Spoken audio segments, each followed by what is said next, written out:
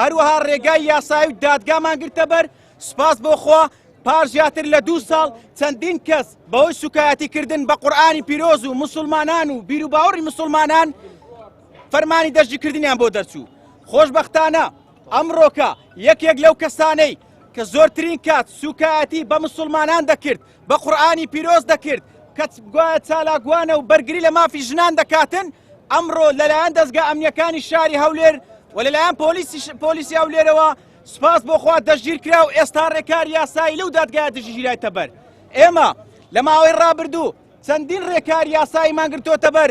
خەڵکێک بە ناوی ئازادی بیر و ڕاو بە ناوی ئەوەی گوایە بەرگری لە مافی ئافرەتان دەکاتن سوکایەتیان بە موسڵمانان دەکرد، بە بیر و باوەڕی موسڵمانان دەکرد، بە قورئانی پیرۆز دەکرد.